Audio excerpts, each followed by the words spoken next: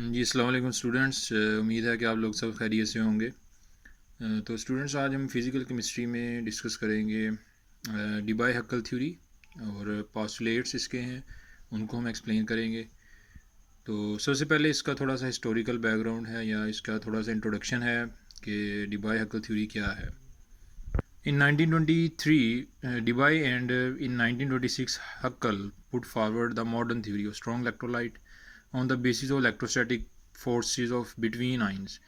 तो स्टूडेंट, इसमें जो ये थ्योरी जो है ये क्या एक्सप्लेन करती है? बेसिकली डिबाय और हक्कल ने ये इसको एक्सप्लेन किया इस बात को कि जो स्ट्रॉन्ग इलेक्ट्रोलाइट है, जब हम उसको सोल्यूशन में उसका सोल्यूशन बनाते हैं तो स्ट्रॉन्ग इलेक्ट्रोलाइट के अंदर आइंस की मूवमेंट किस तरह की होगी, और उसको जब हम इलेक्ट्रिक फील्ड अप्लाई करेंगे तब उसके आइंस की मूवमेंट कैसे अफेक्ट होगी और आइंस कैसे मूव करेंगे। आइंस की मोबिलिटी जो है, स्ट्रॉन्ग इलेक्ट्रोलाइट के आइंस की जो मोबिलिटी है, उसको डिफरेंट फैक्टर्स कैसे अफेक्ट करते हैं। तो इसके कुछ पोस्टुलेट्स हैं, तो उनको हम वन बाय वन एक्सप्लेन करेंगे। तो सबसे फर्स्ट इसका जो पोस्टुलेट है, the strong electrolyte is completely ionised at all dilutions. तो स्टूडेंट्स, इसमें ये कहा गया कि जो इसका मफरूज़ा है वो ये है कि जो स्ट्रॉन्ग इलेक्ट्रोलाइट है वो तमाम तरह की डाइल्यूशंस पे 100% आयनाइज्ड हो रहा है। यानी कि इसमें जो ये चीज़, इसका ये पोस्टुलेट है कि अगर हम सोल्यूशन है उसमें अगर हम 1 ml में 10 ml वाटर में 1 ml NaCl ऐड कर रहे हैं और फिर हम उसी 1 ml को 100 ml में करें, फिर उसी को 200 ml में, तो डाइल्यूशन जैसे जितनी मर्ज़ी बढ़ाते रहें या जितनी मर्ज़ी कम करते रहें, अगर एक इलेक्ट्रोलाइट स्ट्रॉन्ग है तो वो हर तरह के सोल्यूशन के अंदर, डाइल्यूट सोल्यूशन के अंदर जो है वो कम्प्लीटली आयनाइज हो जाएगा।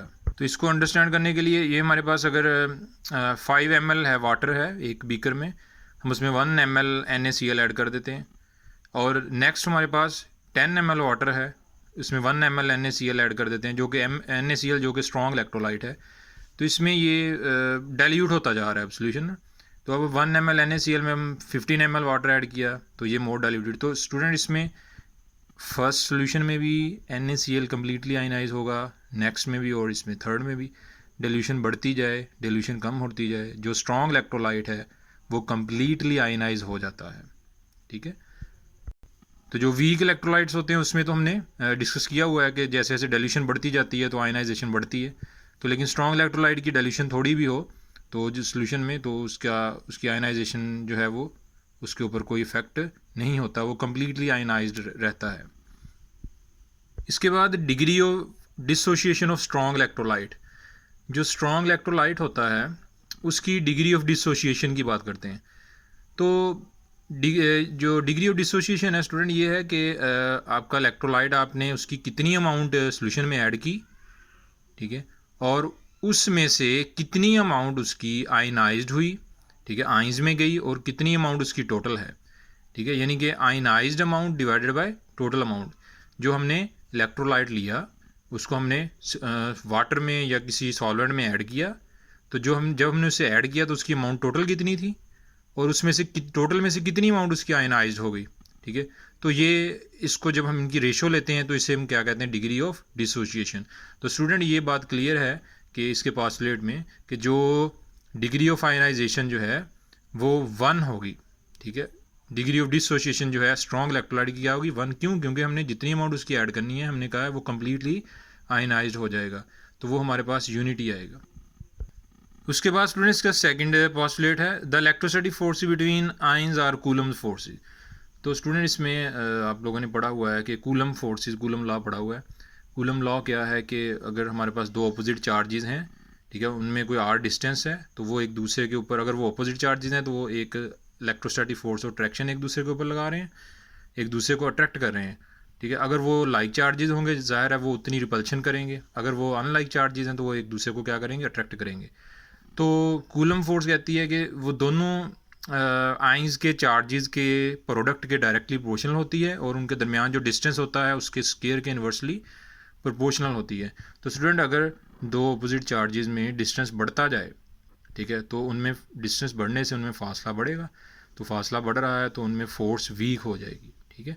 तो कूलम फोर्स जो है वो दो अपोजिट चार्जेस के दरमियान डिस्टेंस के बढ़ने से, यानी कि आर के बढ़ने से वो कम हो जाती है, ठीक है।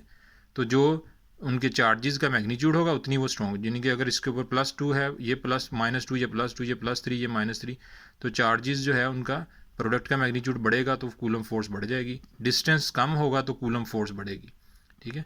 तो ये हमारे पास प्रोपोर्शनैलिटी कांस्टेंट होता है, ठीक है। उसको जब इसमें हम इक्वालिटी में कन्वर्ट करते हैं तो ये उसकी 4π1/4πε0 उसकी वैल्यू आ जाती है, ठीक है, वो हमने इसमें लगाई। तो स्टूडेंट इसका थर्ड पोस्टुलेट जो है वो ये है कि each ion is surrounded by oppositely charged ions in a spherical pattern that is called ionic atmosphere. तो आयनिक एटमॉस्फेयर क्या है कि जैसे ही हम किसी आयनिक कंपाउंड को, इलेक्ट्रोलाइट को वाटर में, सॉल्वेंट में ऐड करते हैं तो उसके वो आइंस में टूट जाता है। जब वो आइंस में डिवाइड हो जाता है तो उसके पॉजिटिव आइंस के इर्द गिर्द वाटर की ऑक्सीजन इकट्ठा हो जाएंगी और उसके नेगेटिव आइंस के सराउंडिंग में वाटर की हाइड्रोजन इकट्ठा हो जाएंगी। तो यानी कि वाटर के मॉलिक्यूल्स उस इलेक्ट्रोलाइट के आइंस को घेरे में ले लेते हैं, उनके सराउंडिंग में स्फेयर बना लेते हैं, उसको हम कहते हैं आयनिक एटमॉस्फेयर। जैसा कि अगर हमारे पास ये NaCl है, ठीक है, तो सोडियम है, सोडियम क्लोराइड है, तो इसमें हमारे पास तो NaCl जो है इसके पॉजिटिव आइन होंगे और इसके क्या होंगे, नेगेटिव आइंस होंगे, ठीक है। तो ये जैसे हम इसको ऐड करेंगे तो सोडियम आइंस जो हैं उसके इर्द गिर्द जो है वो वाटर की ऑक्सीजन इकट्ठा हो जाएंगी और जो क्लोराइड आइंस है उसके इर्द वाटर की हाइड्रोजन इकट्ठा हो जाएंगी। या हम सिंपल कह सकते हैं कि ऑपोजिट, ज़रूरी नहीं है कि वाटर ही इकट्ठा हो, एक्यूमुलेट हो, वाटर के अलावा उसी कंपाउंड के नेगेटिव आइंस भी उसके इर्द गिर्द एक्यूमुलेट हो सकते हैं। वो डिपेंड करता है स्टूडेंट के आपके सोल्यूशन की कंसनट्रेशन ज़्यादा है या कम है। अगर सोल्यूशन डाइल्यूट होगा तो ये श्योर है कि जो पॉजिटिव आइन आपके इलेक्ट्रोलाइट का होगा उसके सराउंडिंग में मोस्टली वाटर मॉलिक्यूल ही होंगे अगर सोल्यूशन आपका डाइल्यूट होगा। फिर इसका फोर्थ पोस्टुलेट है, by increasing the concentration of electrolyte the inter ionic effect increases so equivalent conductance decreases. तो मतलब ये है कि अगर हमारे पास सिंपल अगर हम इससे कहेंगे कंसनट्रेशन बढ़ जाएगी, ठीक है, इलेक्ट्रोलाइट की अमाउंट बढ़ जाएगी, तो उससे क्या होगा, इलेक्ट्रोलाइट के आइंस की तादाद बढ़ जाती है। जब आइंस की तादाद बढ़ जाएगी तो आइंस स्पेस थोड़ी है, आइंस की स्ट्रेंथ ज़्यादा होगी, तो ऑपोजिट आइंस में इंटर आयनिक इफेक्ट का मतलब क्या है कि इनके दरमियान एक इलेक्ट्रोस्टैटिक फोर्स डेवलप होने लग जाती है दोबारा, ठीक है, जो इन आइंस को इतना उनकी मोबिलिटी को अफेक्ट करती है, इन आइंस को इतना फास्टली मूव करने नहीं देती, जिसकी वजह से इनके आइंस की मोबिलिटी कम होने से कंडक्टेंस कम हो जाती है, ठीक है।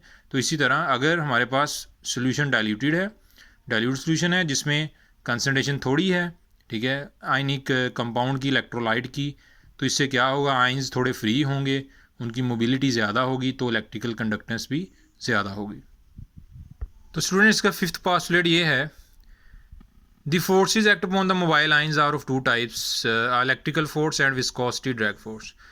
के जो मोबाइल आइंस होते हैं आपके इलेक्ट्रोलाइट के, स्ट्रॉन्ग इलेक्ट्रोलाइट के जो मोबाइल आइंस होंगे सोल्यूशन में, उनकी मोबिलिटी को अफेक्ट करने वाले दो फैक्टर्स हैं। वो कौन कौन से हैं? वो हमारे पास हैं विस्कोसिटी ड्रैग फोर्स और इलेक्ट्रिकल फोर्स। ये दो फैक्टर्स हैं जो आइंस की मोबिलिटी को अफेक्ट करते हैं। कैसे करते हैं?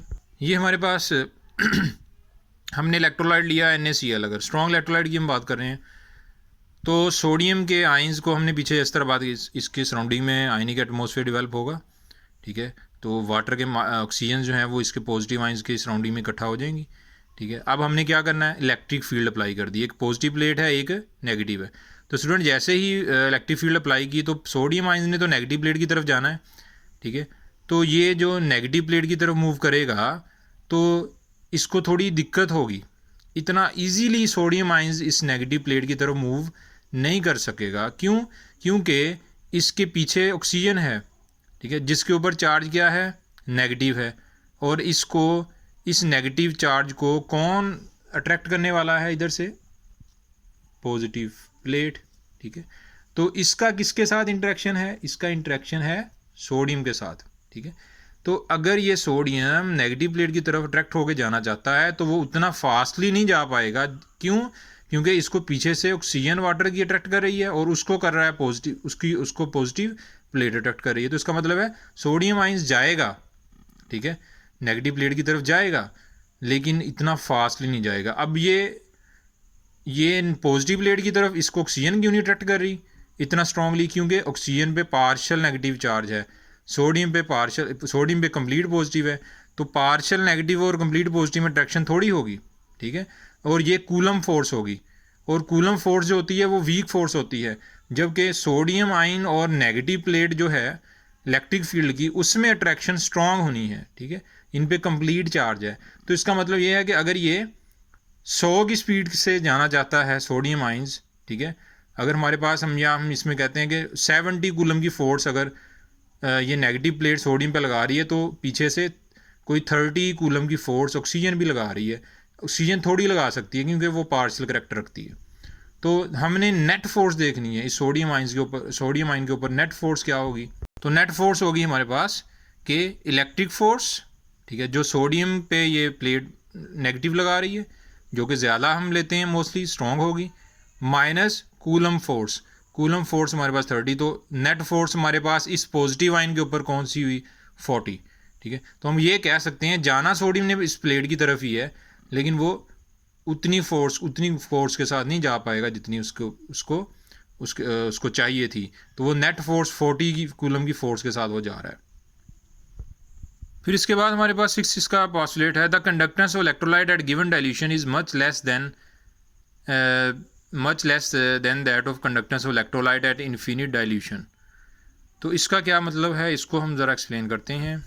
स्टूडेंट देखें सबसे पहले कि हमारे पास ये हमारे पास क्या है, इसे हम कहते हैं कि जो हमारे पास conductance of electrolyte lambda V है, conductance of electrolyte at given dilution, कि हमारे पास कोई भी सॉल्यूशन है, उसकी कोई डाइल्यूशन है, उसकी कोई वैल्यू बताई है, इतना डाइल्यूटेड है ये, उसकी अब अगर हम उसी सॉल्यूशन की डाइल्यूशन बढ़ा देते हैं, इतनी बढ़ा देते हैं कि इन्फिनिट डाइल्यूशन कर देते हैं, तो क्या दोनों की कंडक्टेंस बराबर होगी। तो स्टूडेंट हमने पॉस्टुलेट में ये पढ़ा था कि हमारे पास जो डिग्री ऑफ हमने पॉस्टुलेट में ये पढ़ा था कि डिग्री ऑफ डिसोशिएशन जो है, ठीक है, वो हमेशा 1 के बराबर होगी अगर इलेक्ट्रोलाइट स्ट्रांग होगा, क्योंकि जितना उसकी अमाउंट है वो सारी की सारी आइंस में जाएगी। तो स्टूडेंट अगर हम गिवन डाइल्यूशन पे देखते हैं कि किसी इलेक्ट्रोलाइट की कंडक्टेंस, तो अगर हम उसकी डाइल्यूशन बढ़ा भी दें तो उसकी कंडक्टेंस को कोई इफेक्ट नहीं होना चाहिए। क्यों? क्योंकि अगर वो थोड़ी डाइल्यूशन रखता है तब भी वो कम्प्लीटली आयनाइज है इलेक्ट्रोलाइट, अगर उसकी डाइल्यूशन बढ़ा दें तब भी, तो फिर कंडक्टेंस तो बराबर होनी चाहिए। तो फिर हमारे पास जो डिग्री ऑफ डिसोशिएशन है वो कितनी आनी चाहिए 1, लेकिन स्टूडेंट ऐसा नहीं होता, ठीक है। तो ये हमारे पास 100% ऐसा पॉसिबल नहीं है कि सॉल्यूशन जो है ये प्रैक्टिकली पॉसिबल नहीं है कि कोई भी स्ट्रॉन्ग इलेक्ट्रोलाइट उसकी अमाउंट अगर हम थोड़ी भी लें, थोड़ी डाइल्यूशन पे भी वो उतनी कंडक्टेंस शो कर रहा है और इन्फिनिट डाइल्यूशन पे भी वो कंडक्टेंस उतनी शो कर रहा है, ऐसा प्रैक्टिकली पॉसिबल नहीं है। तो ये इसका पॉस्टुलेट था। तो इसका मतलब ये है कि कौन सी कंडक्टेंस थोड़ी हो सकती है, इन्फिनिट डाइल्यूशन वाली तो कंडक्टेंस ज़्यादा ही होगी, ठीक है, क्योंकि और ये है कि जो हमारे पास स्ट्रॉन्ग इलेक्ट्रोलाइट होते हैं उनकी डाइल्यूशन अगर थोड़ी है तो वो कंडक्टेंस उनकी थोड़ी ही होगी, अगर डाइल्यूशन इन्फिनिट है तो कंडक्टेंस ज़्यादा होगी। लेकिन स्ट्रॉन्ग इलेक्ट्रोलाइट में थोड़ा गैप कम होता है, हम ये कह सकते हैं कि उनका सोल्यूशन की डाइल्यूशन थोड़ी कम भी हो जाए तो उनकी जो कंडक्टेंस है उसको इतना ज़्यादा अफेक्ट नहीं होता। लेकिन ये नहीं कह सकते कि डाइल्यूशन थोड़ी कर दें और इन्फिनिट कर दें तो वो बराबर होंगी कंडक्टेंस, ये प्रैक्टिकली पॉसिबल नहीं है। तो इसका मतलब ये हुआ कि हमारे पास डिग्री ऑफ डिसोशिएशन जो है स्ट्रॉन्ग इलेक्ट्रोलाइट की वो 1 के इक्वल नहीं हो सकती, ठीक है। तो यानी कि हमारे पास कंडक्टेंस के लिहाज से हमने देख लिया, क्योंकि कंडक्टेंस दोनों की इन्फिनिट और गिवन डाइल्यूशन पे बराबर नहीं होगी, तो इनकी जब हम रेशो लेंगे तो वो 1 के बराबर भी नहीं आएगा। इसका 7th पॉस्टुलेट भी सिंपल वही है कि जो डिग्री ऑफ डिसोशिएशन हमारे पास है स्ट्रॉन्ग इलेक्ट्रोलाइट की वो 1 के बराबर नहीं हो सकती, ठीक है, वो एग्जैक्ट यूनिटी नहीं हो सकती। तो स्टूडेंट्स फिर इसके बाद डिबाई और हक्कल ने हमें वो फैक्टर भी बता दिए कि वो अगर थोड़ी डाइल्यूशन गिवन डाइल्यूशन पे कंडक्टेंस स्ट्रॉन्ग इलेक्ट्रोलाइट की थोड़ी आ रही है जबकि इन्फिनिट डाइल्यूशन पे ज़्यादा आ रही है, तो वो किस वजह से आ रही है, वो कौन से 2 फैक्टर हैं जो स्ट्रॉन्ग इलेक्ट्रोलाइट की डाइल्यूशन अगर थोड़ी कर दें तो वो कौन से 2 फैक्टर हैं जो स्ट्रॉन्ग इलेक्ट्रोलाइट की कंडक्टेंस गिवन डाइल्यूशन पे कम कर देते हैं? वो कौन से फैक्टर हैं जो इसकी कंडक्टेंस को अफेक्ट करते हैं? वो 2 फैक्टर्स हैं। तो स्टूडेंट सबसे पहला फैक्ट है रिलैक्सेशन इफेक्ट। ठीक है, ये रिलैक्सेशन इफेक्ट क्या है, अब हम इसको एक्सप्लेन करते हैं। तो स्टूडेंट इसमें सबसे पहले देखें कि जैसे हमने आयनिक कोई स्ट्रॉन्ग इलेक्ट्रोलाइट ऐड किया वाटर में या उसका सोल्यूशन बनाया, चलें ये उसका नेगेटिव आयन है, इसके इर्द गिर्द पॉजिटिव पार्टिकल इकट्ठा हो गए, ये क्या बन गया? एक आयनिक एटमॉस्फेयर। क्या बन गया? आयनिक एटमॉस्फेयर। अभी हमने कोई in the absence of electric field बात कर रहे हैं, अभी हमने कोई किसी तरह की इलेक्ट्रिक फील्ड अप्लाई नहीं की। तो जैसे हम इलेक्ट्रिक फील्ड अप्लाई कर देते हैं तो ये पॉजिटिव प्लेट होगी, ये नेगेटिव बन गई। स्टूडेंट अब यहाँ पर क्या होगा कि आपको पता है कि इस आयन और इस प्लेट में जो फोर्स आनी है उसे हम क्या कहेंगे? उस फोर्स को हम कहेंगे इलेक्ट्रिक फोर्स। ठीक है, और ये जो इन आयंस के दरमियान आनी है फोर्स और इन आयंस के, उसे हम क्या कहते होते हैं? Coulomb force. ठीक है, अब ये जो स्ट्रॉन्ग कौन सी थी? Electric force. वीक कौन सी? Coulomb force. लेकिन ये आयन जितनी तेज़ी से जाना चाहता था वो नेगेटिव प्लेट पॉजिटिव प्लेट की तरफ, ये नेगेटिव आयन नहीं जा पाया। तो स्टूडेंट अगर गौर करें तो इस नेगेटिव आयन को पीछे से थोड़ी अट्रैक्शन पॉजिटिव कर रहे हैं, पॉजिटिव आयंस कर रहे हैं, तो इसका एक आयनिक एटमॉस्फेयर में डिस्टॉर्शन आ गई। इसके आयनिक एटमॉस्फेयर में क्या आ गई? डिस्टॉर्शन आ गई। ये थोड़ा सा अट्रैक्ट हो गया, इसकी तरफ चला गया, लेकिन जो इसके पॉजिटिव हैं वो इसको पीछे की तरफ अट्रैक्ट कर रहे हैं, तो इसके आयनिक एटमॉस्फेयर में डिस्टॉर्शन आ गई। तो जो इसका आयनिक जो एटमॉस्फेयर है वो डिस्टर्ब हो गया। ठीक है, तो जिसकी वजह से इसकी मोबिलिटी में फ़र्क आ गया। तो थोड़ी देर के बाद क्या होता है कि एक आयन, नेगेटिव आयन इसकी जगह और आ जाएगा। ठीक है, एक नेगेटिव आयन इनके दरमियान, एक नेगेटिव आयन मूव करता करता इनके दरमियान दोबारा आ जाएगा, ये आयन निकल जाएगा पॉजिटिव की तरफ और एक नेगेटिव आयन दोबारा इनके दरमियान में आ जाएगा और एक नया आयनिक एटमॉस्फेयर क्रिएट हो जाएगा। लेकिन स्टूडेंट जितनी तेज़ी से ये पहला प्रीवियस आयनिक एटमॉस्फेयर डिस्टॉर्ट होता है, नया आयनिक एटमॉस्फेयर उतनी जल्दी डेवलप नहीं होता। तो न्यू आयनिक एटमॉस्फेयर को, जो ओल्ड आयनिक एटमॉस्फेयर था, ये जब डिस्टर्ब हुआ इलेक्ट्रिक फील्ड अप्लाई करने पे, तो जो न्यू आयनिक, पीछे से कोई और नेगेटिव आयन आया, इनके दरमियान में एटमॉस्फेयर नया क्रिएट हुआ, तो जो न्यू आयनिक एटमॉस्फेयर है वो उतनी तेज़ी से जो है वो नहीं बन सका जितनी तेज़ी से ये डिस्टॉर्ट हो गया, ओल्ड आयनिक एटमॉस्फेयर डिस्टॉर्ट हो गया। तो न्यू आयनिक एटमॉस्फेयर को दोबारा डिवेल्प होने में जितना टाइम लगता है उसे कहते हैं रिलैक्सेशन टाइम या रिलैक्सेशन इफेक्ट। तो स्टूडेंट इसमें क्लियर हो गया होगा कि हमारे पास जैसे हम इलेक्ट्रिक फील्ड अप्लाई करते हैं, ठीक है, तो हमारा negative ion electric force negative positive plate की तरफ जाता है, लेकिन उसको पीछे से कूलम फोर्स भी लग रही होती है पॉजिटिव की तरफ से, तो आयनिक एटमॉस्फेयर में थोड़ी सी डिस्टर्बेंस आ जाती है। तो इस आयनिक एटमॉस्फेयर को नेगेटिव आयन दोबारा इनके दरमियान में आकर आयनिक एटमॉस्फेयर डेवलप करना चाहता है, लेकिन उसको ज़्यादा देर लग जाती है, उसको ज़रा टाइम लगता है। जितनी तेज़ी से ये पहला आयनिक एटमॉस्फेयर डिस्टॉर्ट हो गया, टूट गया, उतनी तेज़ी से न्यू आयनिक एटमॉस्फेयर नहीं डेवलप होता, वो थोड़ा टाइम लेता है।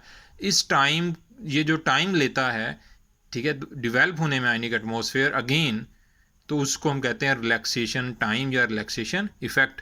तो स्टूडेंट ये इफेक्ट जो है, ये जो फैक्टर है, ये भी अगर सोल्यूशन आपका थोड़ा डाइल्यूटेड है, यानी कि हम अब किसकी बात कर रहे हैं? Lambda we. लैम्डा वी मतलब कि कंडक्टेंस एट गिवन डाइल्यूशन, इनके ये डाइल्यूशन थोड़ी है, इसको कंपेयर किससे करना है? इन्फिनिट डाइल्यूशन से। तो ये जो थोड़ी डाइल्यूशन वाला सोल्यूशन होता है उसमें उसकी कंडक्टेंस क्यों थोड़ी आती है, उसके ऊपर एक इफेक्ट तो ये होता है जिसे हम रिलैक्सेशन इफेक्ट करते हैं, क्योंकि आयंस अपने इलेक्ट्रॉनिक क्लाउड को डिस्टॉर्ट करते हैं, तो न्यू आयनिक एटमॉस्फेयर इतना तेज़ी से नहीं बन पाता।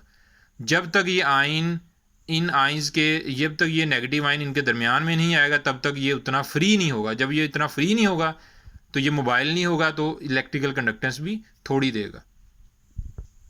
तो फिर इसमें by applying the electric field, the symmetrical ionic atmosphere is distorted, a new ionic atmosphere is formed, but its rate of formation is lower as compared to old ionic atmosphere. A infinite, definite time required is called relaxation time. जो नया आयनिक atmosphere develop होने के लिए time लेता है उसे कहते हैं रिलैक्सेशन टाइम। ठीक है, और जिसकी वजह से वो रिलैक्सेशन टाइम ज़्यादा होता है, तो इसलिए की वजह से इसकी मोबिलिटी कम हो जाती है, कुछ लम्हे के लिए डिस्टर्बेंस आ जाती है। तो जिसकी वजह से हम कहते हैं कि जो कंडक्टेंस है एट गिवन डाइल्यूशन वो कम हो जाती है। तो स्टूडेंट इसमें एक बात आपको क्लियर होनी चाहिए, अगर ये सोल्यूशन इन्फिनिट डाइल्यूशन वाला होगा तो उसके आइंस बहुत दूर दूर होंगे, ठीक है, जिसकी वजह से उसके आइंस जो हैं वो बहुत दूर दूर होंगे, और नेगेटिव आइन के इर्द गिर्द मोस्टली बहुत ज़्यादा डाइल्यूशन वाले सोल्यूशन में नेगेटिव आइन के इर्द गिर्द, इलेक्ट्रोलाइट के नेगेटिव आइन के इर्द गिर्द कौन से मालिक्यूल होंगे ज़्यादातर? वाटर के, क्योंकि डाइल्यूशन ज़्यादा है, सॉल्वेंट ज़्यादा है। तो वाटर के मालिक्यूल जो होते हैं वो नेगेटिव आइन को इतना स्ट्रांगली अट्रैक्ट नहीं कर पाएंगे, इसके इलेक्ट्रॉनिक आयनिक एटमॉस्फेयर में इतनी डिस्टॉर्शन वाटर के मालिक्यूल नहीं कर पाएंगे। क्यों? क्योंकि उसकी पार्शियल कैरेक्टर्स होते हैं। ये ज़्यादा आयनिक एटमॉस्फेयर में डिस्टॉर्शन कब होगी? जब सोल्यूशन थोड़ी डाइल्यूशन वाला होगा, यानी कि सोल्यूशन होगा एट गिवन डाइल्यूशन पे, तब ये नेगेटिव आइंस मोस्टली इसके काउंटर आइंस होंगे, ठीक है, फिर वो इसको इतना आसानी से उधर जाने नहीं देंगे, फिर इलेक्ट्रॉनिक आयनिक एटमॉस्फेयर में क्या आ जाएगी? डिस्टॉर्शन आ जाएगी।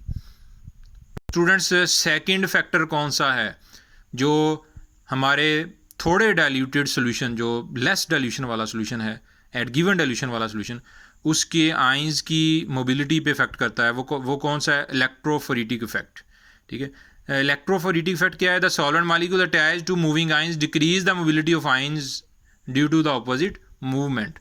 इसको हम एक्सप्लेन करते हैं। स्टूडेंट, ये सिंपल है। इसमें देखेंगे अगर हमारे पास पहले हमने इलेक्ट्रोलाइट का पॉजिटिव आयन ले लिया, अब हम चलें उसका नेगेटिव आयन ले लेते हैं, NaCl का। वाटर में ऐड कर दिया, क्लोराइड आइंस के इर्द गिर्द हमारे पास क्या है? वाटर के मालिक्यूल्स हैं, ठीक है। तो अब इसके काउंटर आयन भी हो सकते हैं, सोडियम आइंस भी हो सकते हैं, लेकिन अब यहाँ पर हम सिंपल बात कर लेते हैं वाटर के मालिक्यूल्स की। बात सेम है कंसेप्ट उसका, कि क्लोराइड आइंस अब वाटर की पार्शियल हाइड्रोजन इसके पास है, जैसे ही इलेक्ट्रिक फील्ड अप्लाई की तो क्या होगा? तो क्लोराइड आइंस को अट्रैक्शन एक होगी पॉजिटिव प्लेट की तरफ से, और क्लोराइड आइंस के ऊपर पार्शियल पॉजिटिव हाइड्रोजन भी अट्रैक्शन शो कर रही है। तो स्टूडेंट, यहाँ पर हमारे पास जब क्लोराइड आइन है, अब क्लोराइड आइन क्या इतनी फास्टली पॉजिटिव प्लेट की तरफ जा सकते हैं? नहीं जा सकते। क्यों? क्योंकि ये इलेक्ट्रिक फोर्स तो लग रही है, लेकिन पीछे से हाइड्रोजन भी तो क्लोराइड आइन को ले रहा है, हाइड्रोजन भी क्लोराइड आइन के ऊपर अट्रैक्शन कर रहा है, ठीक है। और इस हाइड्रोजन को कौन अट्रैक्ट कर रही है? Negative plate. तो स्टूडेंट, इसका मतलब ये हुआ कि क्लोराइड आइंस की मोबिलिटी कम हो गई, वो जितनी फास्टली पॉजिटिव प्लेट की तरफ जा सकता नहीं जा रहा। क्यों नहीं जा रहा? क्योंकि पॉजिटिव हाइड्रोजन अट्रैक्ट कर रही है और उसको अट्रैक्ट कर रही है नेगेटिव प्लेट। लेकिन ये पॉजिटिव हाइड्रोजन की जो अट्रैक्शन है क्लोराइड आइन पे वो कम है। क्यों? क्योंकि पार्शियल करैक्टर है, और ये कूलम फोर्स है। स्ट्रॉन्ग कौन सी होगी? Electric force.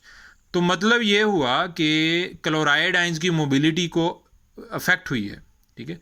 क्लोराइड आइंस की मोबिलिटी जो है वो अफेक्ट हुई है, ठीक है, और उतना फास्टली वो नहीं मूव कर पाया। तो स्टूडेंट, ये भी कब होगा? अगर आपका सोल्यूशन लेस डाइल्यूटेड होगा। जो हमारे पास ये हम किसकी रीज़न दूसरी पढ़ रहे हैं? ये हम जो कंडक्टेंस है इलेक्ट्रोलाइट की एट गिवन डाइल्यूशन, जो थोड़ी आई थी प्रैक्टिकली एट इन्फिनिट डाइल्यूशन से, ठीक है। तो जब ये थोड़ी क्यों आई? क्योंकि थोड़ा डाइल्यूट होगा सोल्यूशन, तो नेगेटिव आइंस ज़्यादा होंगे, ठीक है। इसके काउंटर आइंस इसकी सराउंडिंग में ज़्यादा होंगे। काउंटर आइन जो सराउंडिंग में ज़्यादा होंगे वो इसके क्लोराइड आइन को अट्रैक्ट करेंगे, ठीक है, क्लोराइड आइन को अट्रैक्ट करेंगे, और ये किस तरफ से अट्रैक्ट हो रहे होंगे? नेगेटिव प्लेट की तरफ से, ठीक है।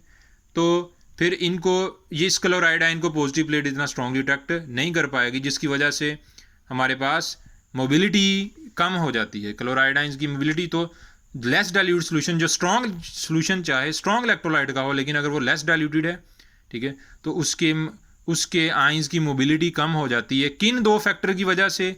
वो हैं एक रिलैक्सेशन टाइम और एक इलेक्ट्रोफोरेटिक इफेक्ट। अगर सोल्यूशन बहुत ज़्यादा इन्फिनिट डाइल्यूशन रखता होगा तो स्टूडेंट आपको पता है कि फिर काउंटर आइंस थोड़े होंगे क्लोराइड आइन के सराउंडिंग में, वाटर के मालिक्यूल ज़्यादा होंगे, और वाटर के मालिक्यूल क्लोराइड आइन की मूवमेंट को इतना पीछे से अट्रैक्ट नहीं कर सकते, क्योंकि इनकी अट्रैक्शन कम होगी, क्योंकि ये इसके क्लोराइड आइंस का काउंटर आइन कभी भी हाइड्रोजन पार्शियल पॉजिटिव नहीं होगा। तो क्लोराइड आइन आसानी से पॉजिटिव प्लेट की तरफ जाएंगे। लेकिन अगर हमारा लेस डाइल्यूट सोल्यूशन है, ठीक है, तो फिर उसकी मोबिलिटी को इफेक्ट होता है, ठीक है, इलेक्ट्रोफोरेटिक इफेक्ट उसकी मोबिलिटी पे इफेक्ट करता है। तो दो फैक्टर्स हमारे पास, ठीक है, रिलैक्सेशन इफेक्ट और जो हमारे लेस डाइल्यूट सोल्यूशन की कंडक्टेंस, यानी कि कंडक्टेंस सोल्यूशन है गिवन डाइल्यूशन को अफेक्ट करता है।